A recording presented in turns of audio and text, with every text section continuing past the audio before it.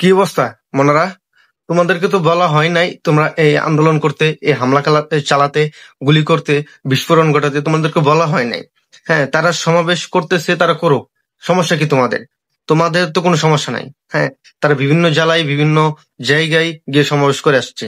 হ্যাঁ, তারা রংপুরে গিয়েছে, খাগড়াছড়ি গিয়েছে এবং বিভিন্ন জেলায় যে তাদের আহ কথা হচ্ছে যে আমরা সব সব জেলায় আমরা যাব, গিয়ে এই সমাবেশটুকু করবো। কিসের জন্য করব? বাংলাদেশ বাংলাদেশের জন্য করব।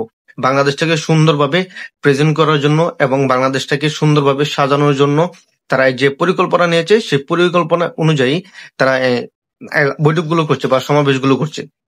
এখন এই যে অনেক অনেক জেলায়, বিভিন্ন জেলায় তারা এই বৈঠকগুলো করে আসতেছে, সমাবেশগুলো করে আসতেছে, কিন্তু তাদের কোনো সমস্যা হয় নাই। কিন্তু অবশেষে গোপালগঞ্জে গিয়ে তাদের সমস্যা কেন হলো? হ্যাঁ, তোমরা এইরকম কেন করলা? তোমাদেরকে তো বলা হয় নাই হামলা চালানোর জন্য, বিস্ফোরণ ঘটানোর জন্য, কিন্তু তারা যে এমন করলা।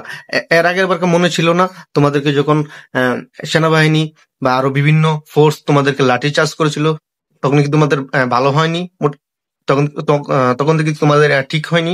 এখন যে তোমরা এই কাজগুলো করলা, তোমরা কি ভেবেছো যে এখন তোমরা টিকে থাকতে পারবা সেনাবাহিনীর কাছ থেকে?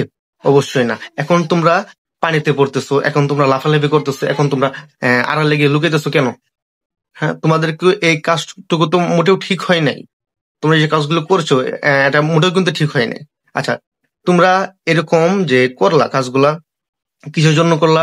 কারণ যে বর্তমান যে সরকার আছে তার উপর যেন একটা চাপ পড়ে, একটা বার পড়ে, সেই জন্যই। হ্যাঁ, তোমরা যেটা পরিকল্পনা করতেছো যে সারজিৎকে এবং হাসনাতকে এবং নাহিদ ইসলামকে তোমরা সরিয়ে নিবা, তাদেরকে উপর গুলি চালাছো। হ্যাঁ, তো তোমরা যে ভাবছো তাদেরকে সরিয়ে নিয়ে তোমরা সেই জায়গাটা দখল করবা, আসলে মোটেও এই জায়গাটা তোমরা দখল করতে পারবা না। তোমরা এটা কখনো করবা না কল্পনা। কারণ কিসের জন্য?